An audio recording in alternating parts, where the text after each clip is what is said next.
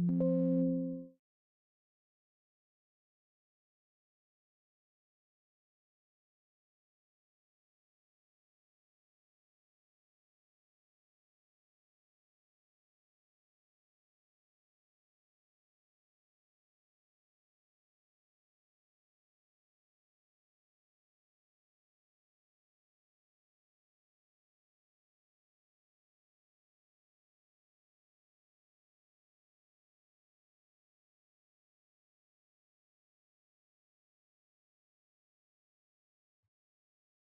right, man.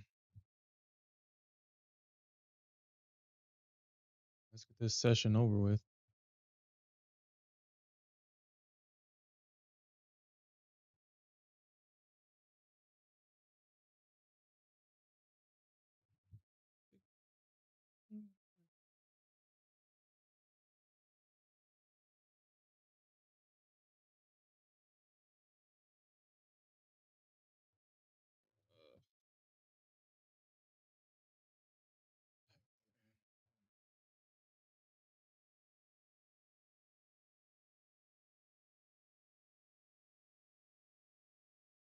Hey, what's up, Cave Trader?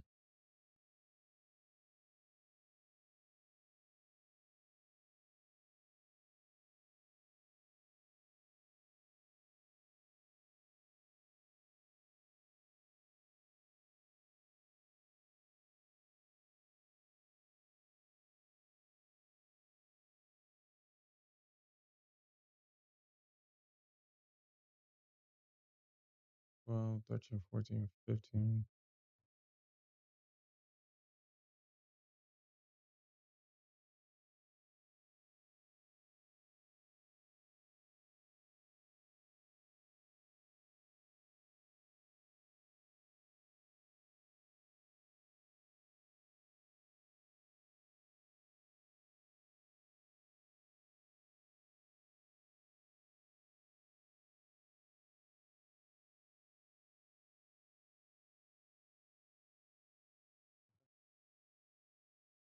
Just have to get.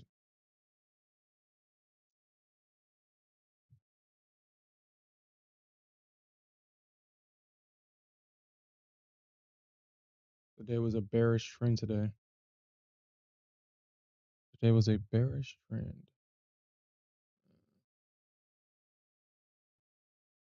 And the market.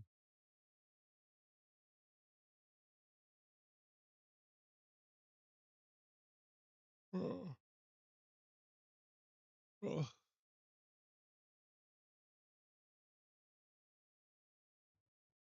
That's interesting.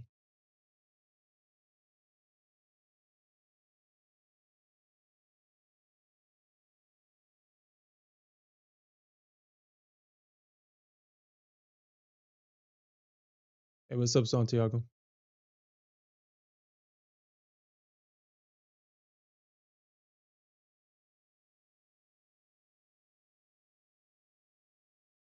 You said, am I close to a payout? No, I'm still in evals, man.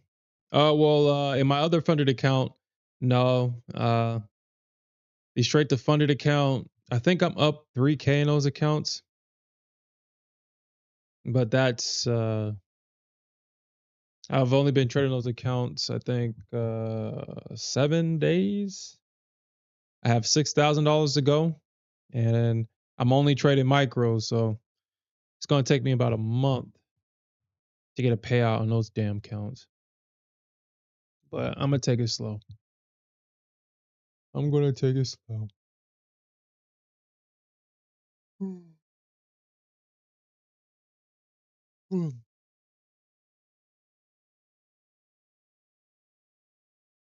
And I don't always so I'm only trading gold in those accounts, and I'm not always looking at gold. If like today, there was a really good setup that happened in gold today that I missed. It happened at 8:30. I usually want to get gold out of the way around like 7:30 in the morning, 7, 6. But gold didn't present anything today at that time. So when I wasn't paying attention to it at all, the market gave me a beautiful setup that I wasn't a part of. So, uh,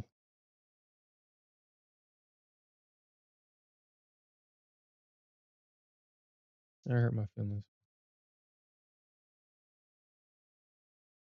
But I took that trade in the funded account. Hmm. But honestly, I might not even trade the account for the rest of the week. Gold is definitely going to be influenced by this Jackson Hole crap, and I'll just wait until next week.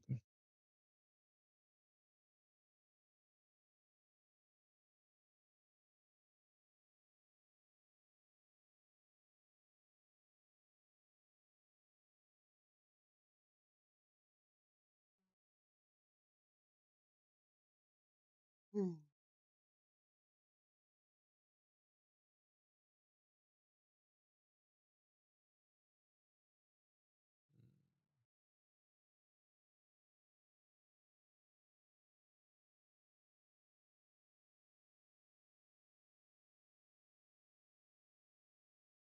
Yeah, about like 23% is probably like usually the highest it'll go.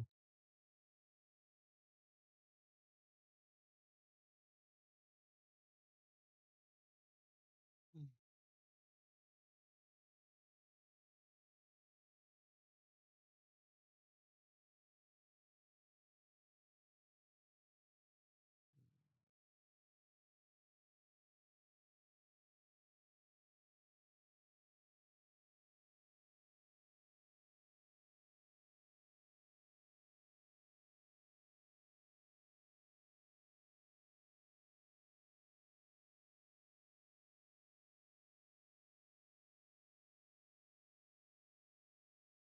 We'll see if that happens. We'll see if we'll get a.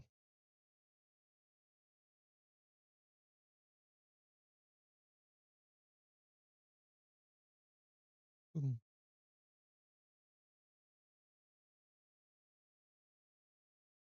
Yeah, I don't see anything interesting either. It just sucks that the move kind of happened towards the end of the day. I was in a short on the ES. I was in actually this short. Unfortunately, it decided to finish the move going into the next session. So um, I got short at this trend line. I don't know if y'all guys can see it. Yeah, I got short at this trend line here, and I sent Smith the screenshot. I was like, bro, come over here and get this easy ES money, but it's gonna take him a while. He's stuck on the NQ. But and it just sucks that I just finished the move afterwards because it hit my targets after Apex closed my position at the end of the day. So that sucked. I also was able to get into this trade right here, this short.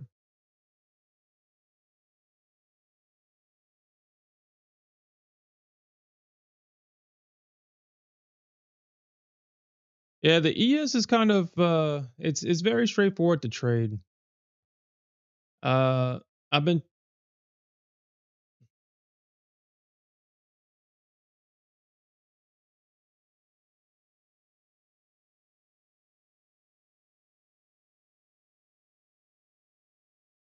oh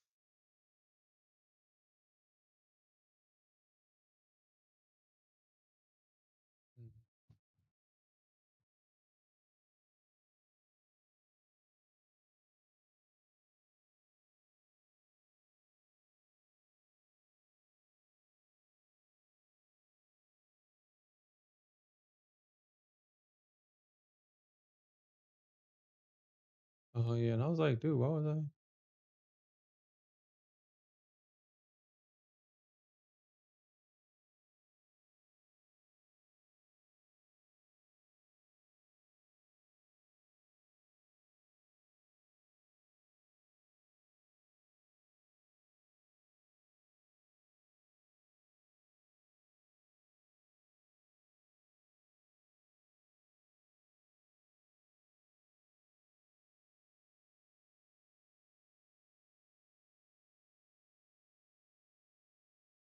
I'm gonna have to look into that.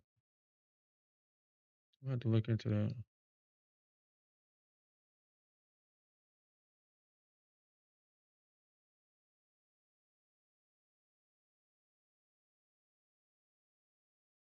'Cause that shit, oh my bad.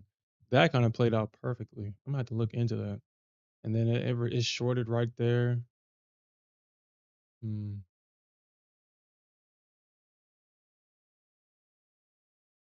Mm, yeah, I'm gonna definitely have to look into that. It's shorted right there too.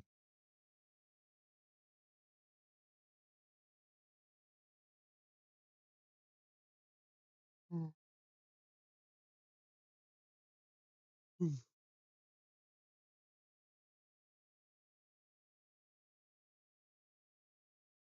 Mm.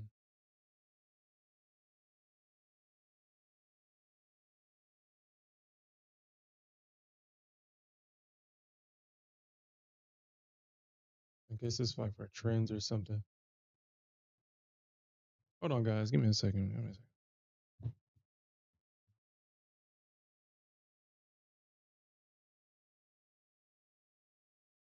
I lost the damn.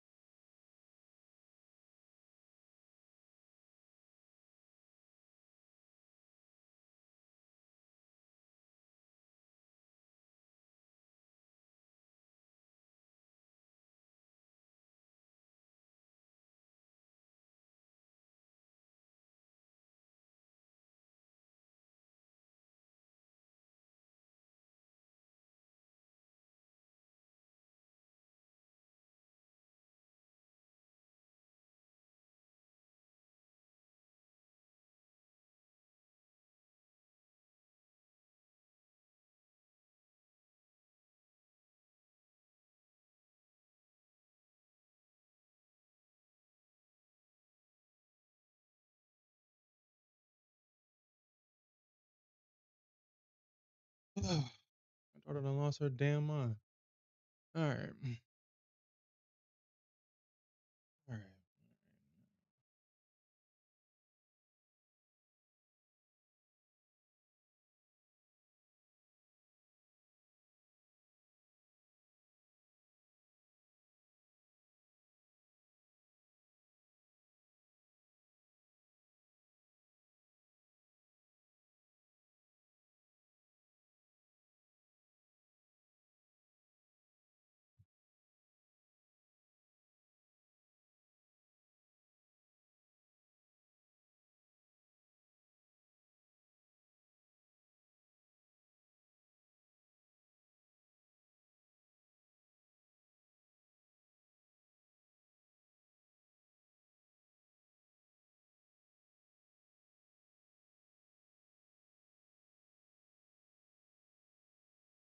right. Yeah, it did. It did come back in. Yeah, it did come back in short there. Mm. It seems like more often than not, that's just gonna work.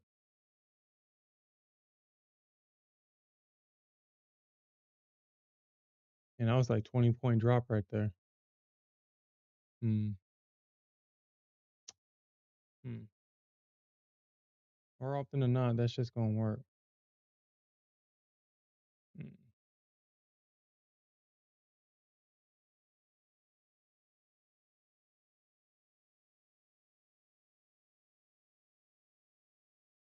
Mm. Yeah, that shit was right there.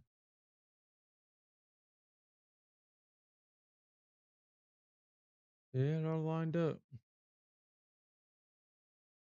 It all lines up.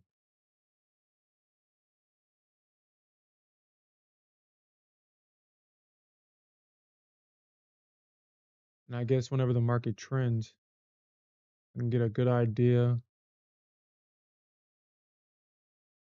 Yeah, that shit, all this shit lined up.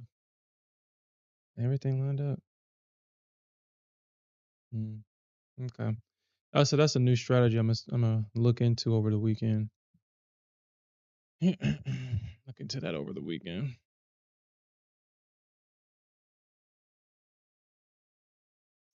But this stuff always likes to work. Uh, I'm looking at the structure today on the ES. A lot of the structure was on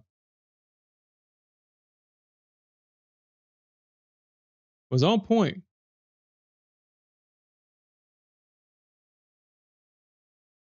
I mean, this was a gimme trade right here. That was literally a gimme right there.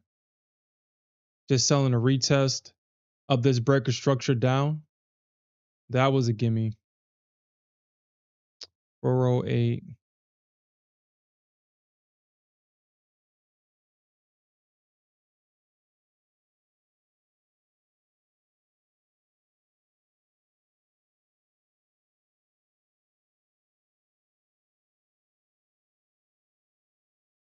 Uh, 408. The low of that candle was, that couldn't have been the low of the candle. Are you telling me that this chart is broken? Okay. So it looks like the market is not pulling information. My little data box is not pulling information on this chart. Of course. Let me make sure that. Huh. So the chart that I wanted to look at is not picking it up, huh? That's cute. All right, whatever. Whatever.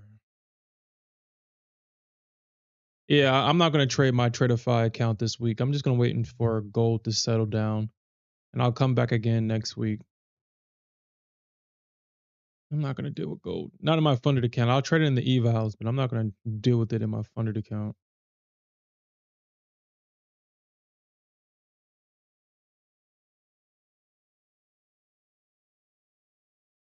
Anyway, so I think what the low of that. So I mean, even if he got into this 408, I got a 5 point stop. Damn, I think that shit would have just stopped me out. Or no, 1350. Okay, my stop would have been right there, so it would have just missed me. Okay, it would have just missed me. But did everybody make it out okay today? That's the question. The Nasdaq was definitely passing around her collection plate today. Hopefully, no one gave an offering to the Nasdaq today. Hopefully, he was able to extract this big giant drop that we saw here on the Nasdaq. Hopefully, he was able to participate on the right side of the market today. That or breakdown to the downside, even though there was no retest, this would have been a very dangerous trade. But the context of this orb just jumping in short because of all the aggression, man, look at that drop. The closest thing to a retest of this orb was 10 points away. So if you had a limit sitting at the orb low, looking to trade the retest, well, the NASDAQ got you again because she dumps right before it, gets to the orb low. Anybody that had a limit sitting here, they got stopped out. And it looks like the NASDAQ is going to make its way up. I'm looking at for 435 to about 455 as an entry short. Not for a reversal, but for a rejection from this area, from the orb high. We could potentially see a rejection at the orb high. That's what I'm going to look for.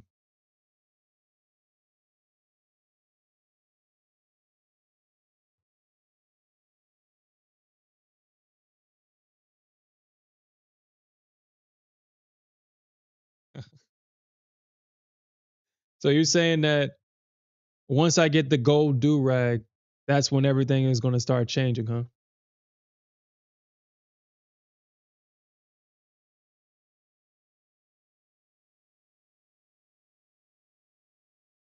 But I'm not committed. I'm not committed. I'm not a one woman man. I have plenty of them.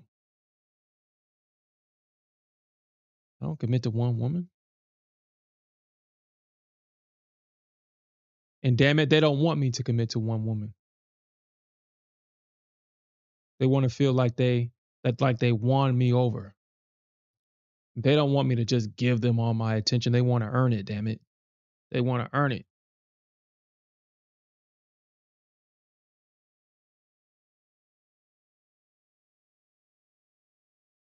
Message. Anyway, I look at my girls and say, damn, whose orb is going to be better today? The NASDAQ was like, yeah, look at my orb. Look at my orb. And the ES be like, yo, no, look at my orb. You can even get a retest trade in.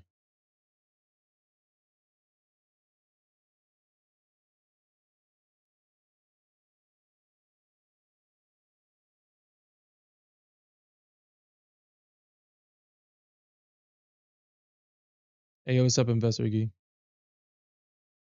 He said, that's why gold plays me.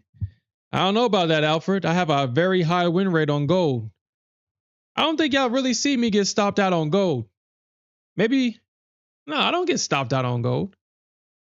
I can go tilt on gold a couple of times when she doesn't do what I want her to do. But for the most part, I'm on the winning side with gold. I'm not necessarily, I don't take too much losses on gold. It's kind of, I mean, I say it's very simple to trade gold, but then it's simple when it's ranging. This right here is simple. You see, you wait for the breaker structure and you trade the pullback. When gold is ranging, she's very simple to trade. When she's doing all this shit right here,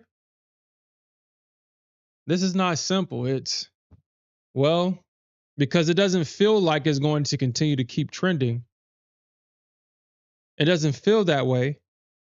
You look to the left and you look for areas where, the market could potentially short, and this is what I really don't want to deal with.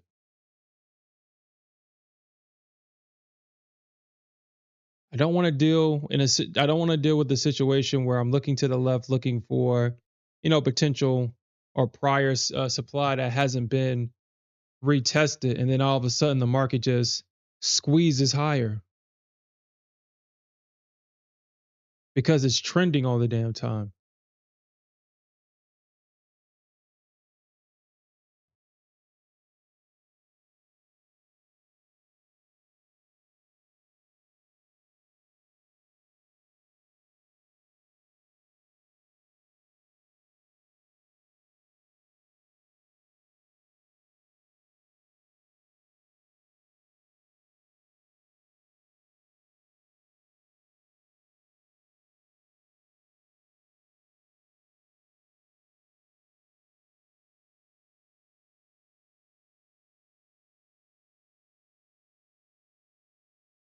And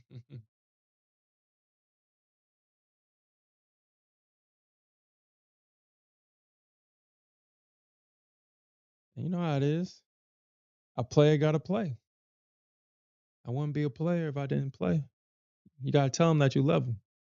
You got to make them believe that you love them. But it's all in the game, baby. It's all a game. That's all it is. All right.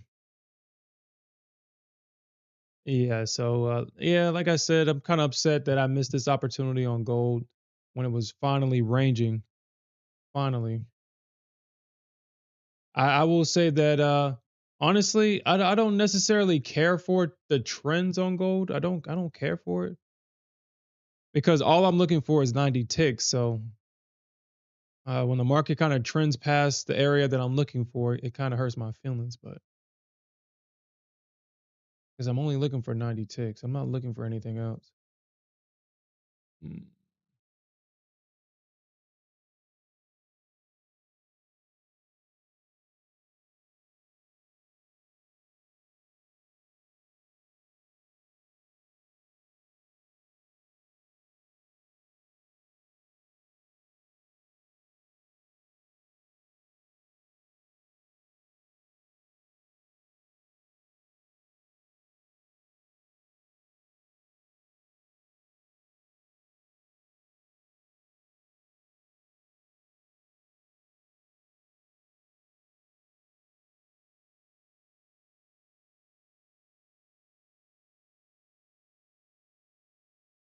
And then when I see stuff like that, it's like, well,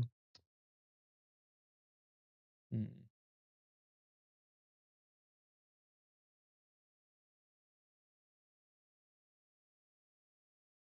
I guess whenever I see a trending market, that's what I'll look for moving forward. I mean, that's a nice, simple trick. That's a nice trick to look for when I'm looking for trends. Let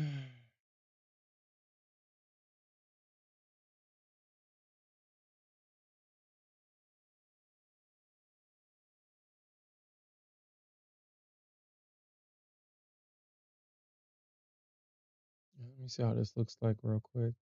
Now that I have a better understanding of it, I don't know what I'm looking for.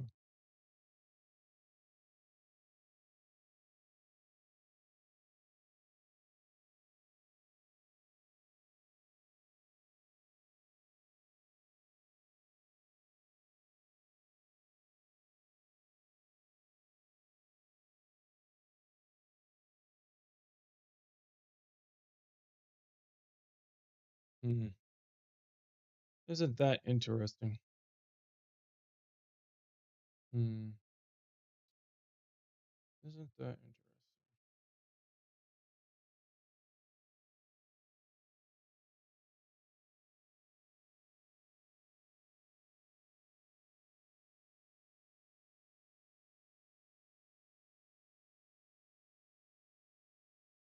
And that's probably going to sell 375 on gold, potentially 375.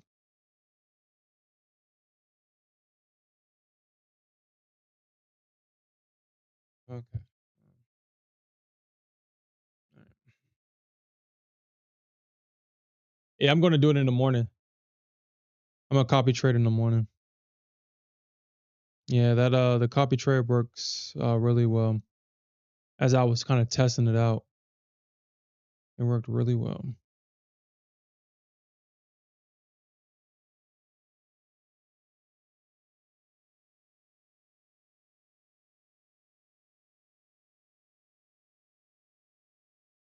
I'm going to copy trade 4 accounts tomorrow.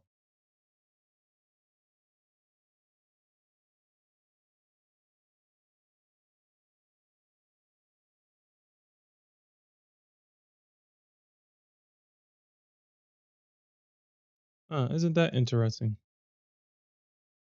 Isn't that interesting? We had a small micro trend right here. Huh. Isn't that interesting? Hmm. Actually, I think I might have probably why. I don't know.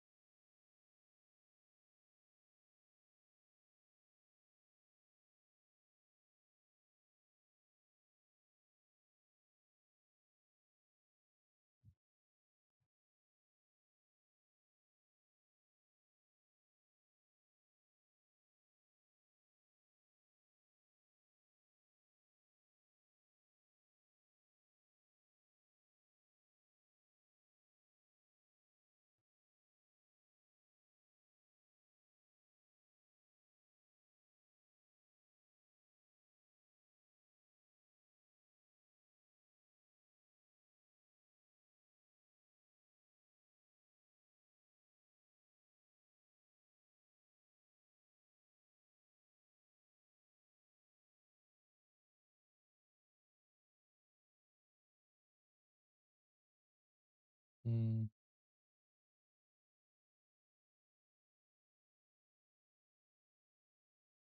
We'll see. We'll see if let the price action play out overnight. Hmm.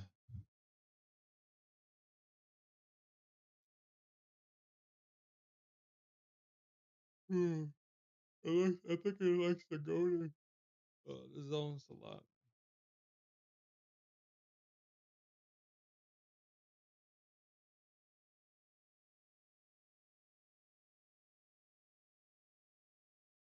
Mm.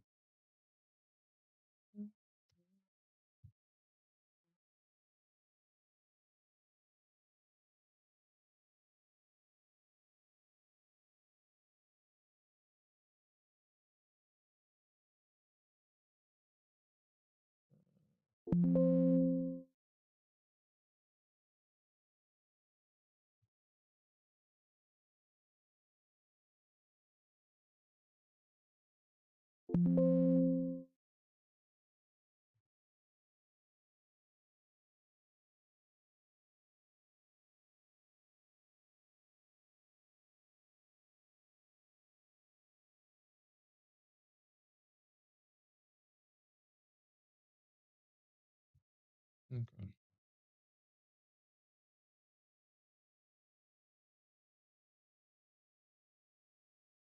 Mm.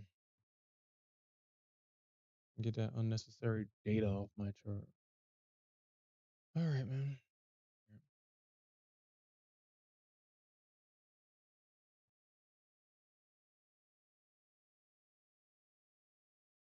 I thought just keep it the way I have it.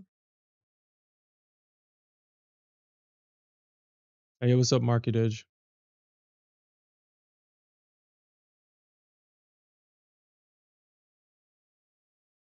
Yeah. I'll say this though. I was sharing the strategy with Smith with the ES. The ES definitely has a lot of potential to make a lot of money,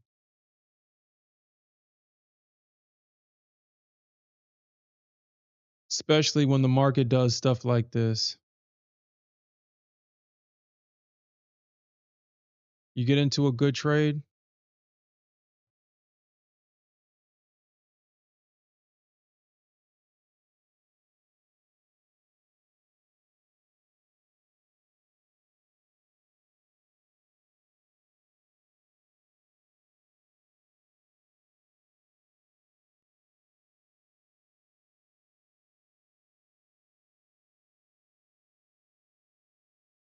Mm.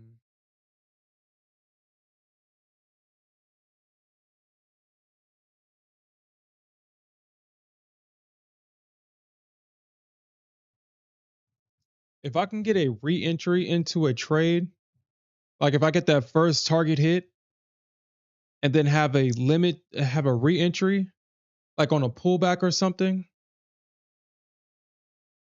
the profits are endless.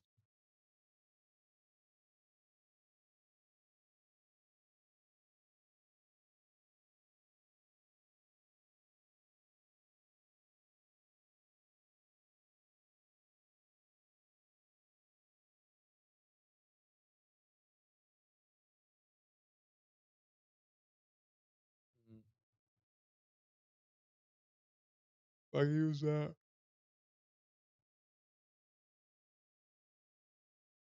I mean, shit, that was damn near perfect today, man.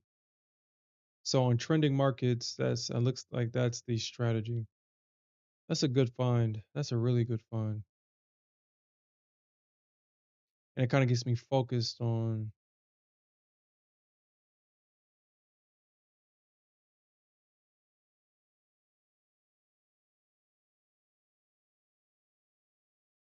isn't that interesting?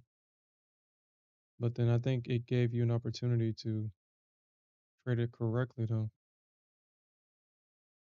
Yeah, give you an opportunity to trade it correctly. So you necessarily didn't need it. I guess if it doesn't pull back and it shorts, you can kind of catch that move. Because they tried to buy it, but it just didn't hold. And they sold it there. It would have been a good entry, but 197. The high of that candle would have been 402.97, 100, 2. I probably would have got stopped out. Probably would have got stopped out there.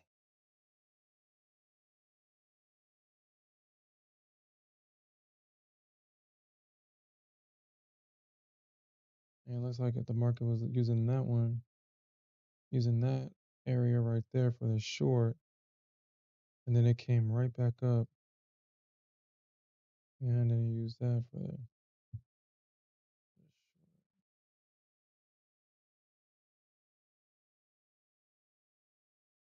Hmm.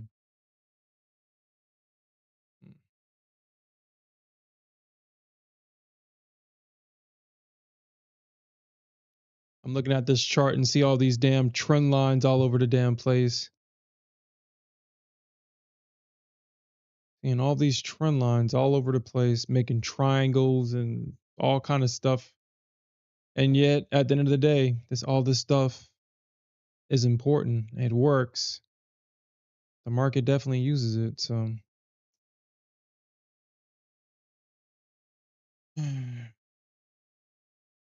I was talking to Smith about this, and I think it's going to be a while. Smith is not going to denounce the Nasdaq. He's not. Uh, I haven't fully denounced the Nasdaq as well, but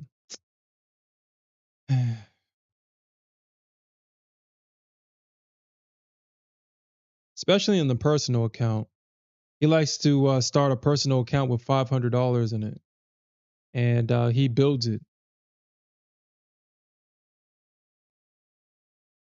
He always starts his personal account at 500, and he can grow that thing to 5,000, 10,000.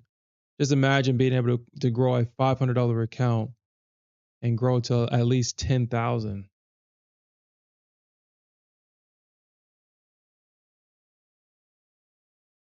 What stops him? I mean, he's his own worst enemy sometimes. I think we all are, though. We are all our own worst enemy. We are all our own final boss. Because he gets past a certain point, and as he shared with me earlier, he just lets his ego get in the way. He deviates from his winning strategy, and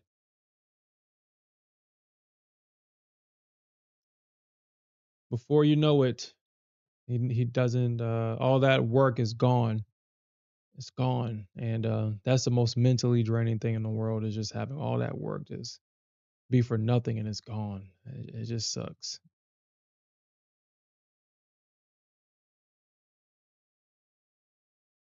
Mm.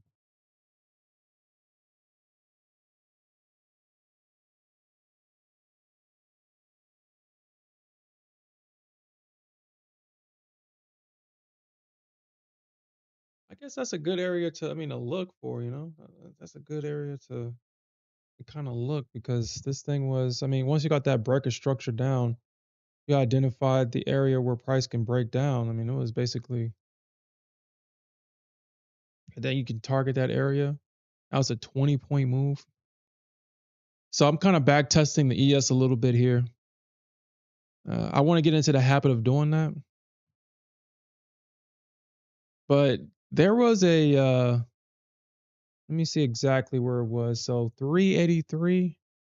Yeah, right. So right here. So this little swing low right here. Look how pivotal that swing low was. And these little pivots, they act as breaker structures down. I mean, if you really think about it, I mean, that's what they really are. I mean, these pivots are like structure right here. 383.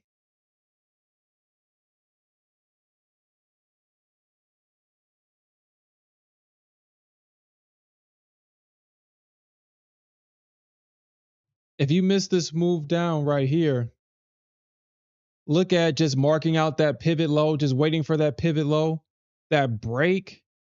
It comes right back up. Now, I was in this.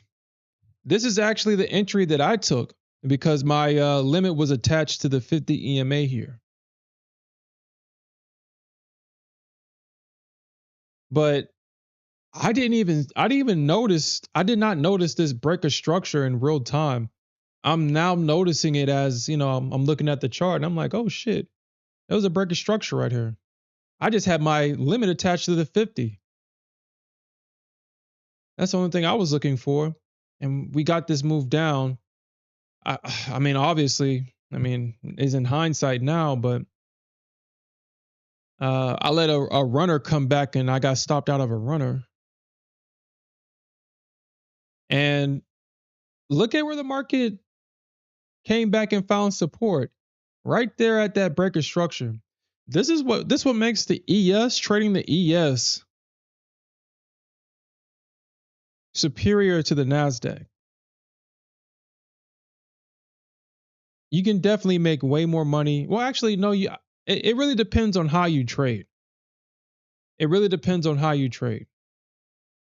If you trade smaller size, the Nasdaq will definitely be the better option to trade, and because you can make a lot of money on one Nasdaq contract. Not so much the ES because it doesn't move that much, but the ES, as I'm back testing, all the little pivot points and price action today, I can draw out all the. Let's do it. Shit. Well, we ain't got nothing else to do. Not like the market is moving or nothing. It's not like it's moving or nothing. 408. Just roughly 408. Look at that. Just waiting for, just being patient, trading structure to structure, waiting for the breaker structure. Look how the market just uses this as support. Everybody takes their profits at this this low right here. They sweep the liquidity above it and then they drop it right back down. This was a great trade. Even this was a good trade right here, 408. Shit, there's your 10 points right there.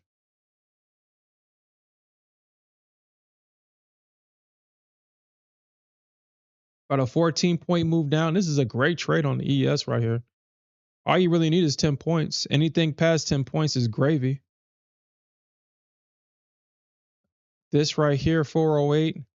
Honestly, I think so. I was in this trade too. I think I went, was I? Okay, so I wasn't on stream with this trade. I almost got stopped out of this one. My stop was here at 1350 because I actually got back in. I actually took this trade right here. This trade at 408, and then I sent Smith the screenshot, and I was like, bro, just get back in the ES, man. How simple is it to just wait and just patiently wait for structure to form in the ES and make this easy money? I sent him the screenshot of that. And then because y'all know how I do it. I usually get in with 15, and then in 4 points, I have a scale in. So it hit my initial entry, it hit my scale in target. My stop was literally right here at 350. I came back to my desk and saw that I almost got stopped out, and then I got my target hit, and I was like, damn, I almost got stopped out of that thing. But man, I'm so glad that the ES is. I'm just glad she stopped because she could have easily went to the orb low, but she chose not to. So I'm glad she didn't.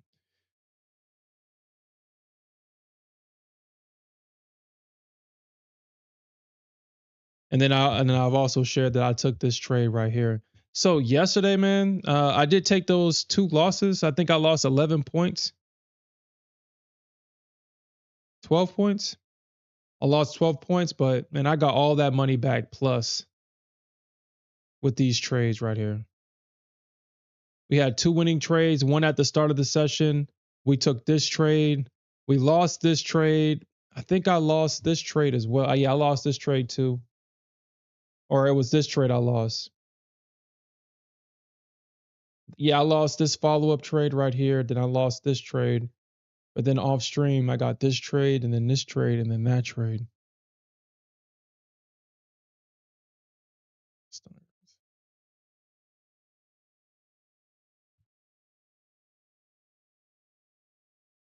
I'll be completely honest. I wouldn't even taking that many trades on the Nasdaq because it's just so easy to give it back because she's just not that consistent.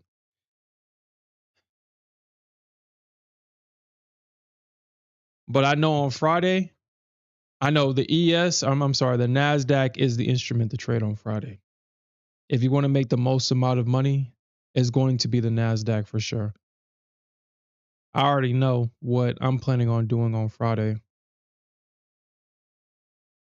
I think so. I was looking at the FOMC minutes today, and it's basically saying that Powell was, at least, well, yeah, Powell was concerned about tariffs and the uncertainty of tariffs and yada yada blah blah blah.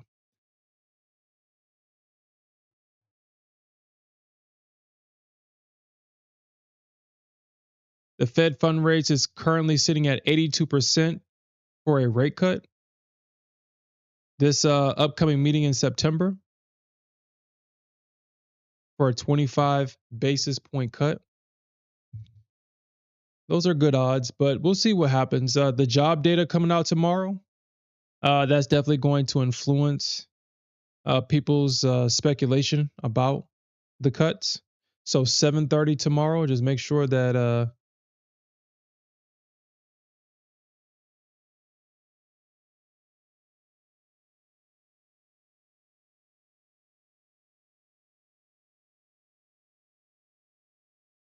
7:30 tomorrow Central Time. Just try not to be in a position, try to trade the reaction, because obviously job data, the labor market is definitely going to influence the market. And based on the opinion of someone that I trust, it's I think and when I say trust, these are older guys that's been in the game for 20, 30 years. I'm gonna trust their opinion. According to this guy, we don't want to see it's 250,000 is that psychological level for the market. You don't want to see, the market doesn't want to see less than 20 or more than 25 or 2,000, 250,000 jobless claims.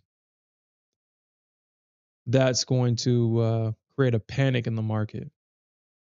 Actually, let me ask my AI assistant actually.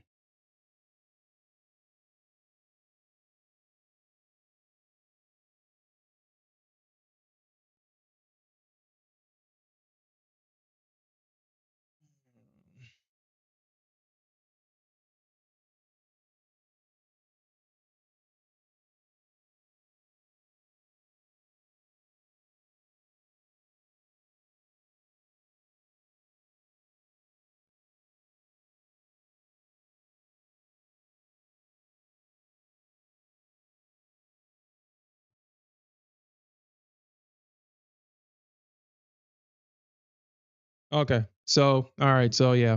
So, 250,000 weekly jobless claims is often cited as the upper end of what economists consider a healthy range. So, make sure that if you're looking at the data, that 250,000 weekly jobless claims is what the market is expecting.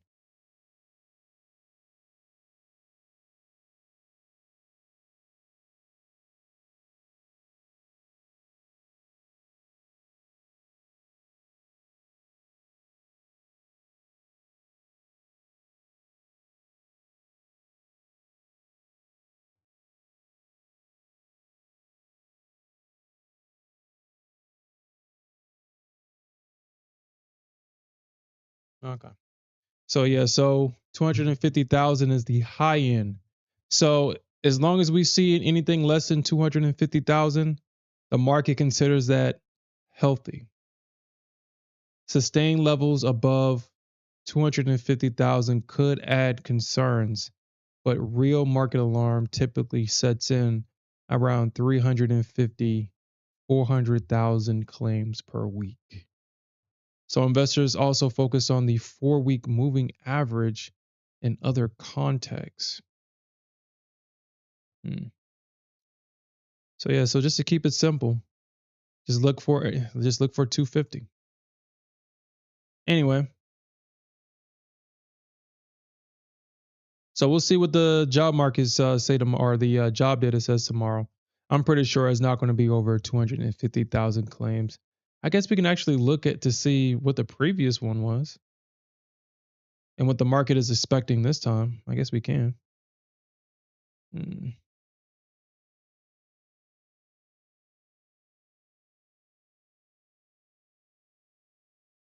All right. So jobless claims. So all right. So the consensus is right there, 225,000. That's what the market is expecting. Last week it was 224,000. So right there in that healthy range. So I guess the market doesn't want to see that 250, 260, 300K, whatever. The initial jobless claims 4 week average. Didn't it say something about the 4 week average?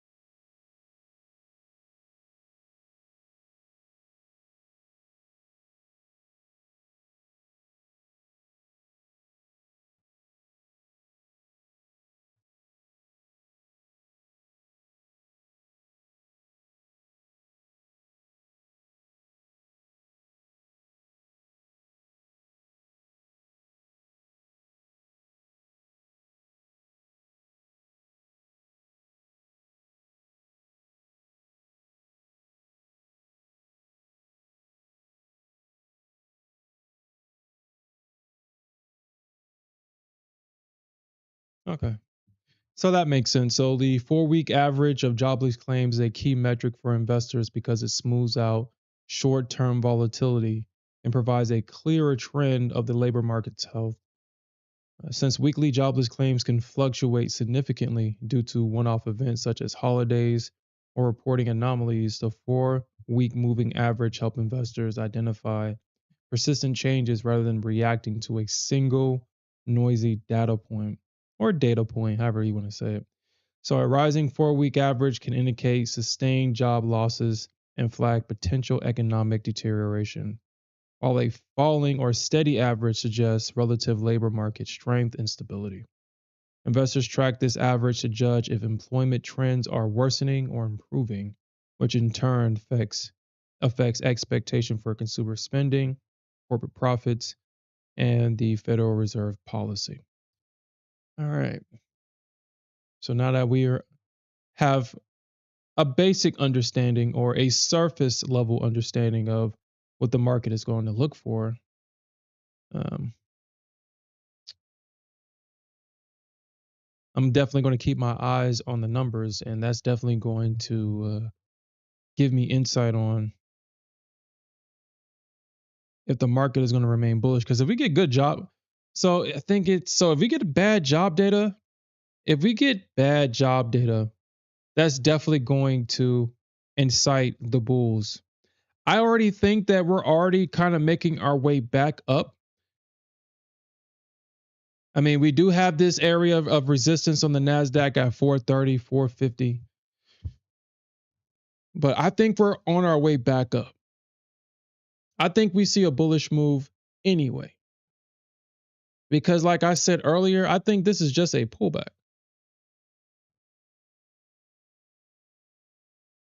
I mean, we pulled back right into this area of support. The bulls held it, and we're seeing the market move away from this area right here. And that's usually a sign that the market does not want to come back to this area. Now, I'm not saying that we can't potentially see a double bottom, but usually when the market runs away from an area, we usually don't see that area again for a while.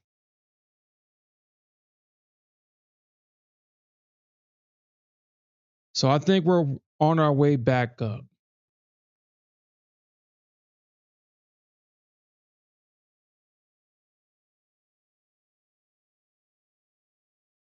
On my bad, Market Edge. I'm looking. It says I'm trying something. Uh,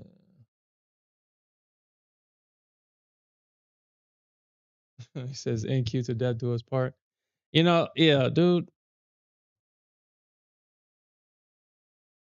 I mean, I think we all enjoy trading the Nasdaq. It's a Lamborghini supercar trading the Nasdaq. How can you not enjoy trading it? But man,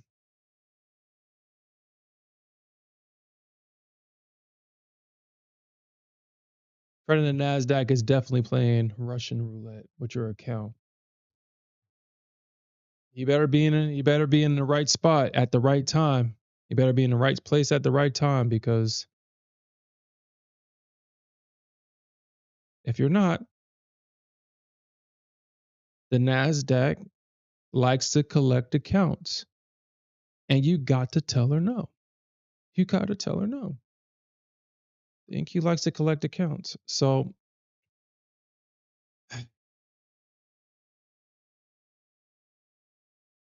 the responsible thing for me to do is to focus on the ES, but we can still take trades on the Nasdaq. I'm not saying that I'm not going to trade the Nasdaq anymore.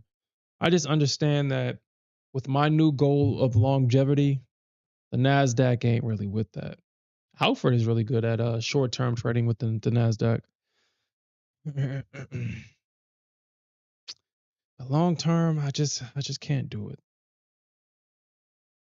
Just can't do it. Coming into the market stressed every day. I mean, shit. Today would have definitely been one of those days on the Nasdaq for me. I was talking to Smith about it. I was like, if you want to survive the Nasdaq, you have to trade small size. You have to trade small size. There's no ifs, ands, or buts about it. The moment you get heavy and you find yourself on the wrong side of the market, it's hard to close that trade, because with the Nasdaq, you just don't know if she's going to have a random bounce. Those random bounce gives us hope as we trade the Nasdaq, especially if we're fighting the trend. Especially if we're fighting the trend, them random bounces be like, man, thank for that bounce, because shit, that would have been the account. I've been in that situation plenty of times, more often than I would like to be.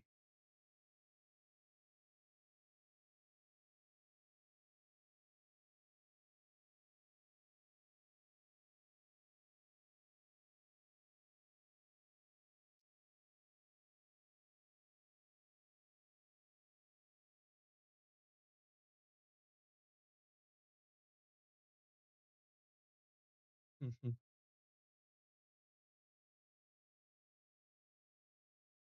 Cave trader, you may not get the joke. You know what you get the joke, right? Well, you maybe not. I mean, are you familiar with the P Diddy, Cat Williams? Cat Williams made a joke about P Diddy. He says P Diddy likes to party, but you got to tell him no. Oh, okay.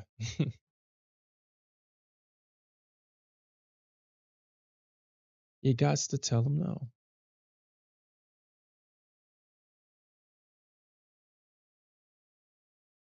You know what, Santiago? It looks like for whatever reason, there's a lot of people sitting at 416. For whatever reason, people are sitting at 416 right now. So I'm gonna keep my eyes on this tomorrow. Once price breaks out of this trend line, I mean, it's the sky is the limit. I mean, once price breaks out of a trend line, the only thing that stops price is a previous area of resistance or support, depending on which side of the market it breaks out of. It doesn't stop. That's why when I see a trend line break, I don't even get in front of it anymore, because the market is, not only is it going up, not only did the price break out of the trend line, it's going up because people are buying, and it's also going up because sellers are becoming buyers as they buy their way out of their position. So everybody becomes buyers as price break structure. And once I began to understand that, I don't fight, I don't chase, I just wait for the pullback. And I trade that pullback. Because for whatever reason, every time when I chase the market, I find the top. Don't know how I'm so good at that shit. But I find the top or the bottom when I'm chasing. And then all of a sudden when I'm in, It's like, oh, we got him. we, ladies and gentlemen, we got him. He's in. And then it wants to freaking reverse and shit.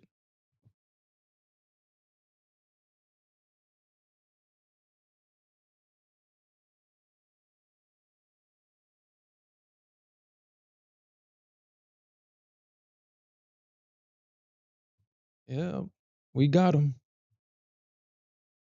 Bogdanov. He did it.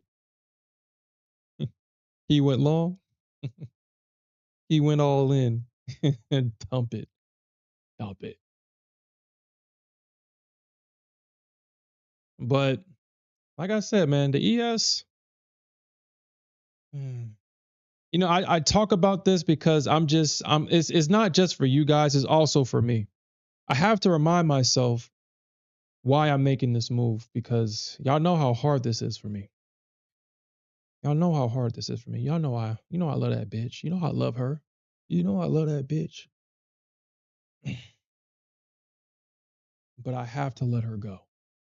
Now I'm not letting her go. I'm gonna still trade the Nasdaq, but the Nasdaq can't be my main focus if I want to have an account long term. She just can't be the focus. She's not meant for that. She's for the streets. She doesn't want to be your wife. She wants to be your mistress. That's who she wants to be. The ES, on the other hand, cooks, clean, takes care of the kids, and she take care of you after a long day at work. That's the type of woman that you want long term.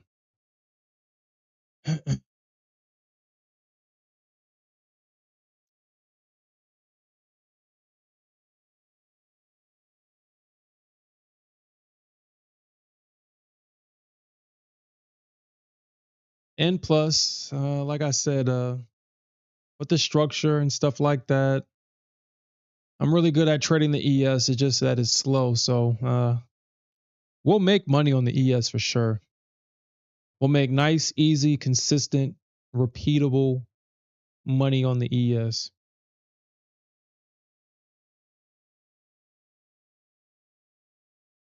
Shit, we may even become millionaires in this bitch. Super millionaires because of all the easy money that we're gonna get out the ES. All the payouts, the prop firms are gonna beg us. They're gonna pay us not to buy another account after all the money that we extract from them. It's like, please don't buy another account. Stop taking payouts, please. That's how much money we're gonna make on the ES.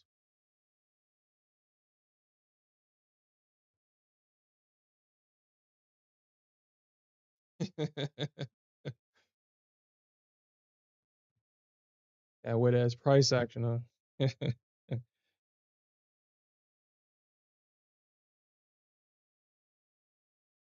Like, oh my God, Sherman and his crew. Sherman and the guys. They bought another account. They're getting so much payouts. We gotta do something about them. That's how much money we're about to make on the ES.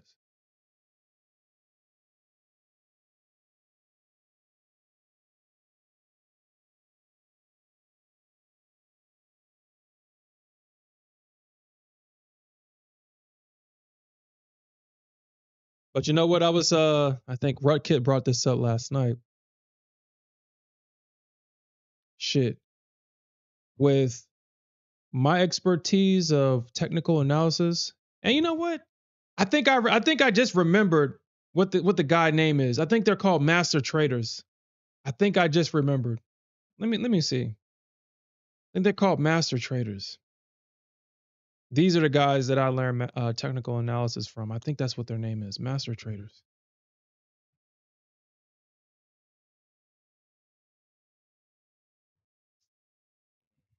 That's not them. Yeah, there it is. These are the guys. Dude, it's crazy just how it just came back to me, dude. Old guys, old guys, man. This is the guy I learned technical analysis from. This guy's been in the game for about 30, probably 40 years now. He was trading when you had to actually get the charts and the charts wasn't even up to date. You had to wait a whole month to get charts printed out. That's a story he told. So shit. Today we should consider ourselves lucky to be able to trade the markets with real time data, because guys like this, they didn't have real time data. They had to get charts printed out. It's going to be outdated, and they had to use, I guess, special techniques on how to in order to make money. And this is the guy that I learned technical analysis from, bar by bar analysis.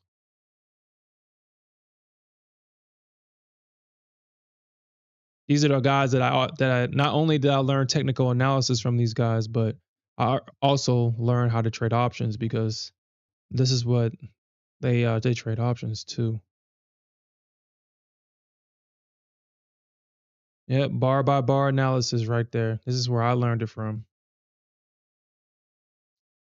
All right. Yeah, it's so crazy. I just remembered the damn name, because I like it just would not come to me yesterday. So I guess my mind was in the background looking for that data, looking for it in my archives, because obviously, I mean, I don't need it anymore. So there's really no point in keeping it in the main memory. But all of a sudden I just remember the damn name. I was like, oh yeah, that's who they are. Interesting how the mind works. It's interesting how, well, it's not interesting. I'm speaking as if I'm not aware of this, but computers, everything, databases, televisions, everything that we all love and enjoy is modeled out after some part of the human body. Everything, technology is just basically a replication of some body part in physical reality. And obviously, the computer would be the brain. Obviously, I mean, that's obvious. A database obviously would be your memory and stuff like that. Obviously, how the brain stores memories, the same concepts being used with databases.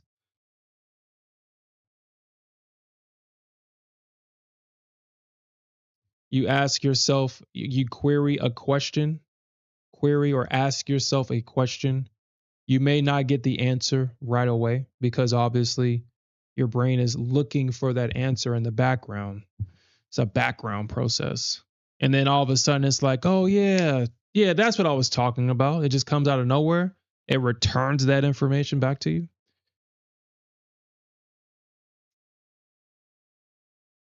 That's why a lot of these motivational speakers, self help gurus, one of the things that they tell you to never do is ask yourself, why are you such a loser? Or why is your life not the way that you want it to be? When you ask yourself these questions, that background process goes and look for an answer. And it will bring back an answer. It's like, oh yeah, because you're a piece of shit. Or you're disabled in some way. Or you're not as smart as that guy, or you're not as tall as that guy, or you're not as pretty as that girl. And it comes back with answers.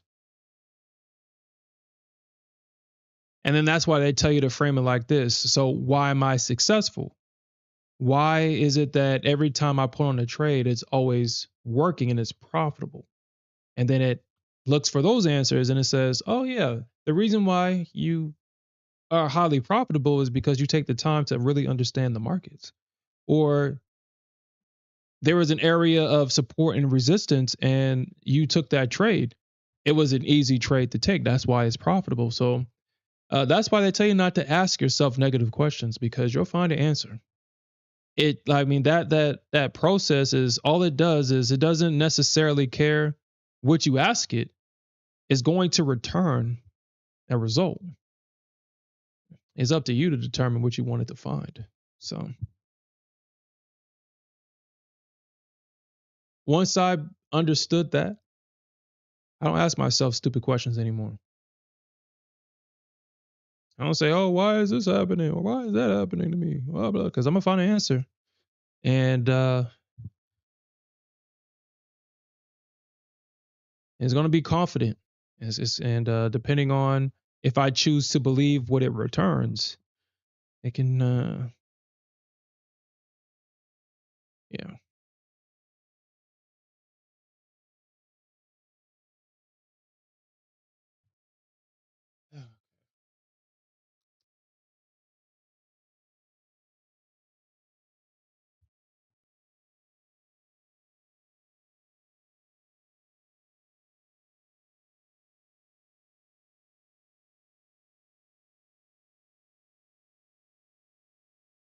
Wow.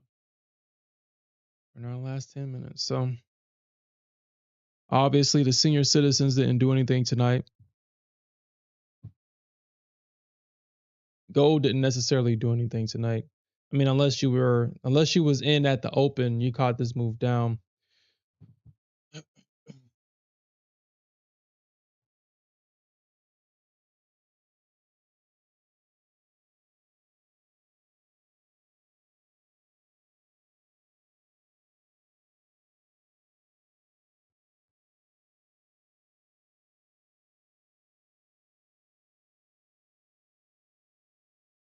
Right. So let's get this thing. Let's get this documented. I mean, this is an easy one today, and this is easy. This is one line right here on the Nasdaq.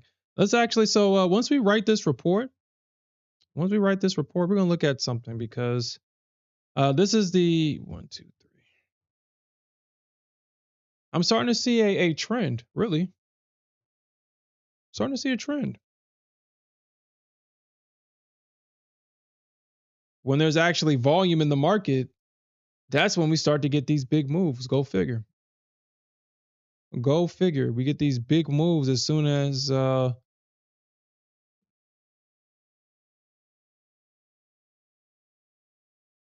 8:45.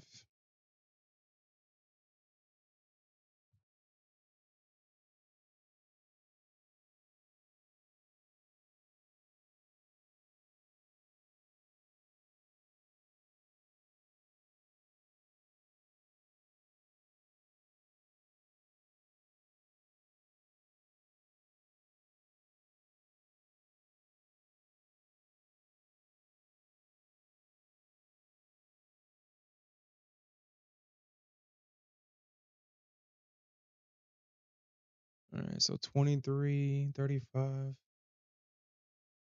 Where's my calculator? Because for whatever reason, I don't like to keep my phone near me anymore, apparently. All right. 23,324. 23,324.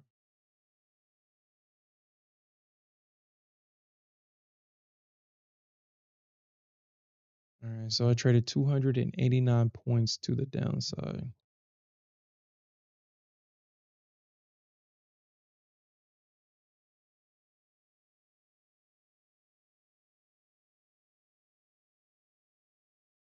All right.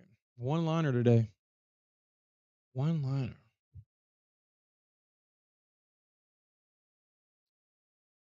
All right. Yeah, so it looks like when we usually get these big moves. So it looks like once if we're seeing over 100,000 contracts being added in the first 15 minutes, it looks like that's when we start to see the big moves.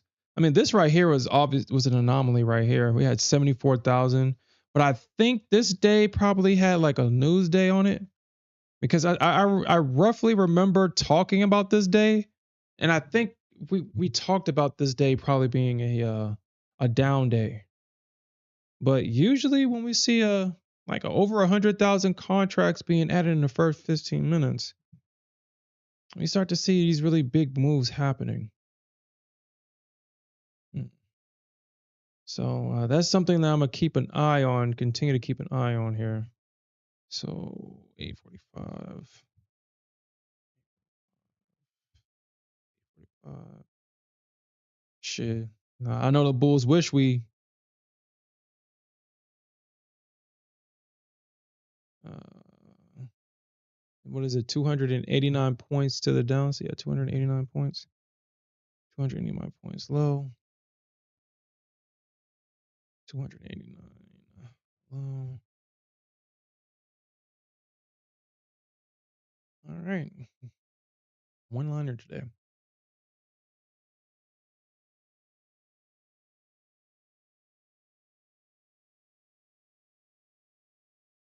Yeah, we had 120,000 contracts being added uh yesterday, and we got another big move down yesterday too. So because obviously the average right now, and I have this average calculating the a 13-week average. And so in 13 weeks, the average of contracts being added in the first 15 minutes is 95,000. So I'm gonna when I see that there's more contracts being added than the 13-week average, I'm going to start to keep my eyes open for potentially a big move. And usually at the start of the session, we have 297,000, and this is also being calculated on a 13-week average. And so, obviously, today we had well over the 297,000 average. And this is obviously the first 15 minutes here. So, usually we get about 400,000 contracts being traded, just about 390. Okay. We'll continue to take that data. But like I said earlier, I'm going to look for 430 to about 450 and see how the market reacts around this area. It's the orb high. I'm pretty sure there's bears sitting right here. I mean, you had this big drop down. I would be surprised if the market just trades right through this level without rejecting first. I would be really surprised, but I guess anything can happen. So I just keep an eye out for that. Uh, and if we do see that break above 330 or 435, 450, I'm looking at 595. Yeah, back to this range right here. 595 to about 615, this little range that uh this was the an obvious break of structure down.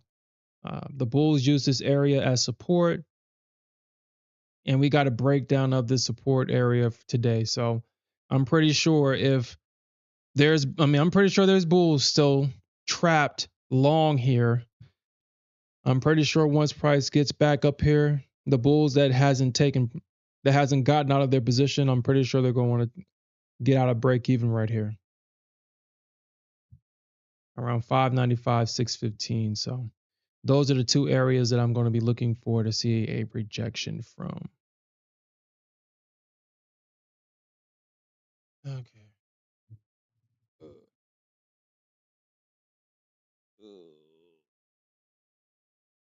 Okay.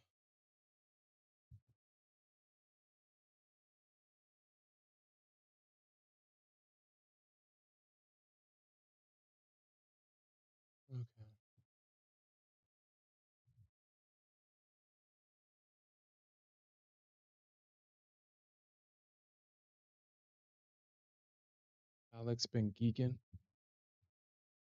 That's interesting name.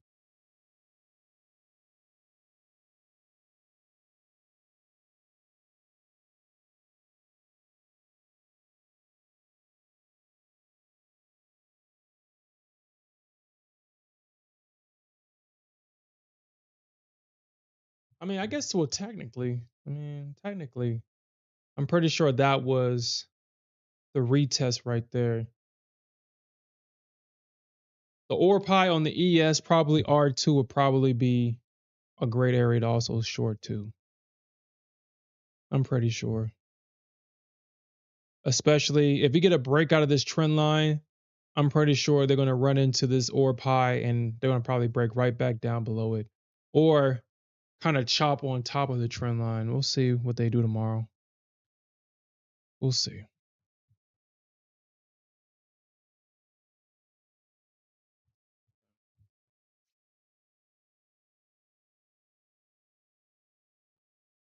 All right, guys. We're getting close to that time. It is now 10:30. I'm definitely out of time for this session. I'm definitely about to go to bed. I did not get to take a nap today, so I'm going straight to bed. But all right, guys. That's it for me tonight. Um,